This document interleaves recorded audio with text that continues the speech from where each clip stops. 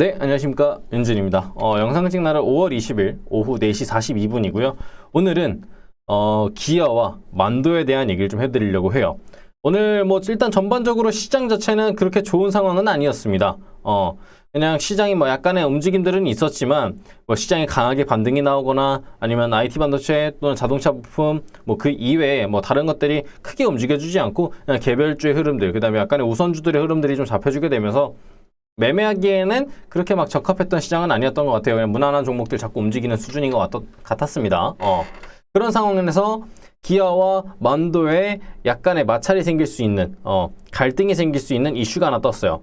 어떤 이슈냐면 기아가 K5랑 소렌토, 국내는 이제 K5, 해외에서는 옵티마라고 부르는데 K5랑 소렌토를 44만 대 추가 리콜을 결정을 했습니다. 이번 2차예요. 1차도 진행했었는데 추가 리콜을 결정했어요.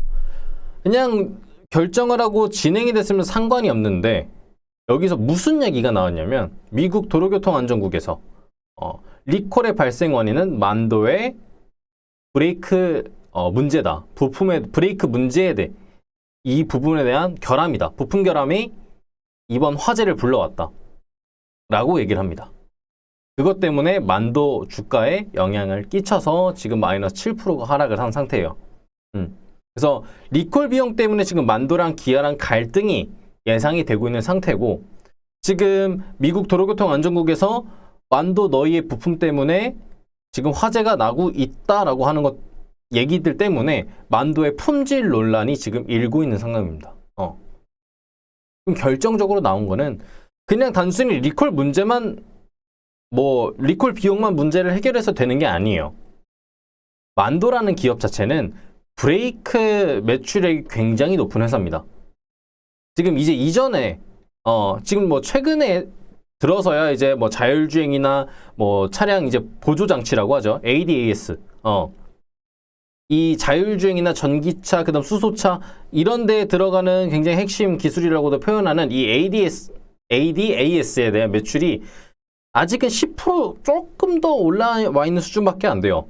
그러면 대부분의 매출액이 뭐고, 대부분의 이 만도라는 회사를 조금 도와주는, 만도라는 회사의 재무를 담당하고 있는 이 기술이나 아니면 부품이 뭐냐라고 하면 브레이크예요.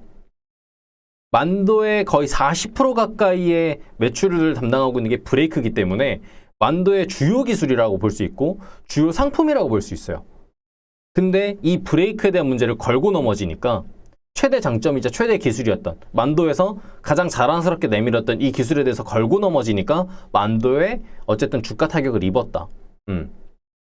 그렇기 때문에 이번에 품질 논란이 생기고 그 다음에 약간의 이걸로 인해서 갈등이 생긴 거는 악재 반영으로 되고서 주가가 하락하는 게 맞아요. 전에 아마 현대랑 LG 에너지 솔루션에 대한 문제들 생각하셔가지고 이번에 왜 이렇게 많이 하락을 했지라고 생각하실 수가 있어요. 전에 이제 LG화학의 사업 부분이었죠. LG화학이 이제 전에 이 배터리 사업 부분을 담당을 했었는데 2020년도 10월에 현대차랑 LG화학이 코로나 EV 화재 때문에 리콜을 시켰어요. 금액이 거의 1조 가까이 나왔습니다. 그래서 현대차가 이제 협의를 했고 30% 정도 부담하기로 했고 LG 에너지 솔루션이 70%를 부담하기로 했는데, 어쨌든 그런 부분에 있어서 둘이 원만한 협의를 해서 그냥 각자 부담하기로 결정을 했습니다. 그러다 보니까 그때 당시에는 낙폭도 크지 않았고 오히려 주가 상승을 좀 불러왔었어요. 실제로 2020년도 10월 달에는 IT 반도체, 그 다음에 자동차 부품 이쪽에 대한 흐름들이 굉장히 강했었고 시장들도 굉장히 잘 올라가는 상황이었어요. 그래서 악재 반영도도 굉장히 낮았었고 오히려 원만하게 협의를 했다는 것들이 좋게 풀리게 되면서 2021년도 3월 달에 무난하게 해결이 되면서 그냥 주가 반영이 되었습니다. 그래서 현대랑 지금 이번에 만도와의 사건은 조금 다르다라고 보시면 될 것 같아요. 만도의 핵심 기술이자 만도의 최대 매출을 담당하고 있던 이 브레이크를 걸고 넘어지다 보니까 지금 주가가 많이 하락을 한 상태다. 그러면 우리는 앞으로 어떻게 대응을 해야 될 것이냐라는 것들이 중요하겠죠.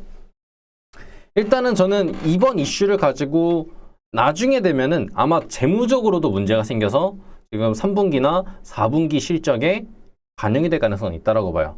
그러면 스윙이나 중장기 타점으로 봤었을 때 물론 만도라는 종목 자체가 나쁜 기업은 아니에요. 이번 사건 때문에 만도의 매출액이 급감하거나 완전 확 떨어지거나 아니면 지금까지 계약을 잘 하고 있던 회사들 사이에서 이것들이 끊기진 않을 거예요. 다만 지금 리콜로 인해서 재무적인 부담들이 발생을 하기 때문에 전환사채나 아니면은 유상증자 이런 부분들도 발생할 가능성은 있다라는 의견들도 지금 조금씩은 나오고 있는 상황이에요. 많지는 않아요. 많지는 않아요. 왜냐하면은 만도라는 회사 자체가 그동안에 잉여금들은 많이 발생되고 있었기 때문에 어느 정도 감안은 가능하겠지만 회사에서 최대한 재무적인 부담들을 줄이기 위해 약간의 악재 발생들도 나올 수 있다. 그러면 스윙이나 중장기 관점에서 지금 매수를 들어가거나 아니면 지금 들고 있기에는 조금은 불안할 수 있어요. 지금부터 폭락을 합니다. 지금부터 주가 계속 내려갈 거예요 라는 얘기가 아니에요. 앞으로 이러한 이슈들이 발생되면서 앞으로 주가가 잘 올라가도 자꾸 꺾어지는 흐름들이 나올 수 있으니 차라리 이번 악재가 반영이 다 되고 나서 재접근을 하는 게 좋지 않을까라는 생각이 좀 있습니다. 그래서 지금 보유하고 계신 분들은 차라리 절반이나 아니면 3분의 1 정도는 매도를 해서 일부 현금 확보를 해주고 안 그래도 현재 시장들도 좋지 않잖아요.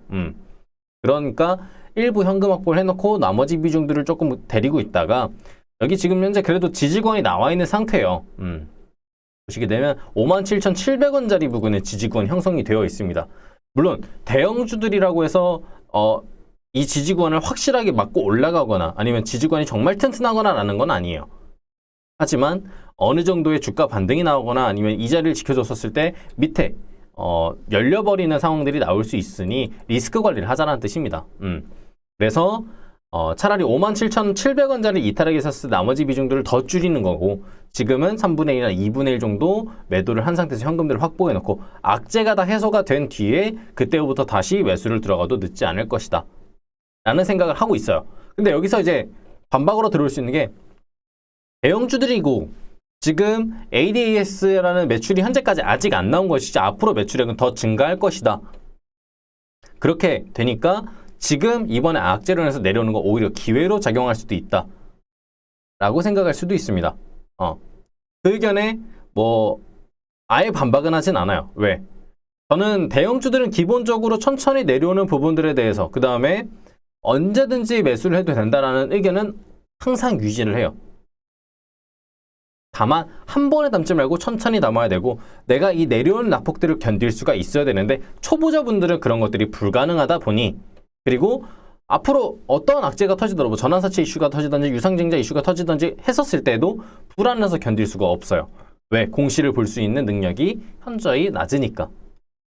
그래서 차라리 이번 악재가 해소가 된 뒤에 주가가 좀 안정적이고 그 다음에 이번 문제들이 잘 해결되고 난 후에 매수를 해도 늦지 않을 것 같다. 그래서 그런 기준으로 보고 일단 저는 접근하시는 걸 추천드리고요.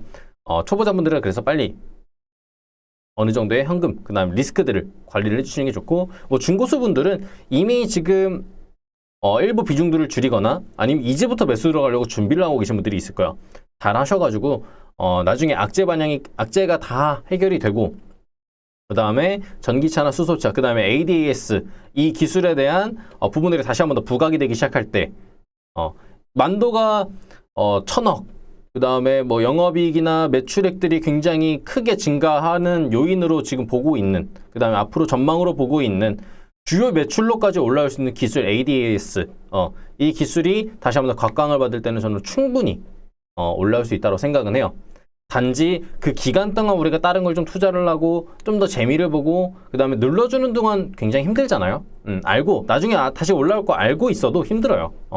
그러니까 그런 스트레스를 좀 줄이자라는 의미에서 이런 전략을 설명해 드린 거니까 잘 대응하셔가지고 수익들 나중에 잘 챙겨주시면 좋겠습니다. 자, 오늘 영상 여기서 마치도록 하겠고요. 다음에 더 좋은 영상, 더 좋은 내용, 더 좋은 강의로 찾아뵙도록 할 테니까요. 구독하고 좋아요, 알림 설정 한 번씩 해주시면 감사드리겠습니다. 감사합니다.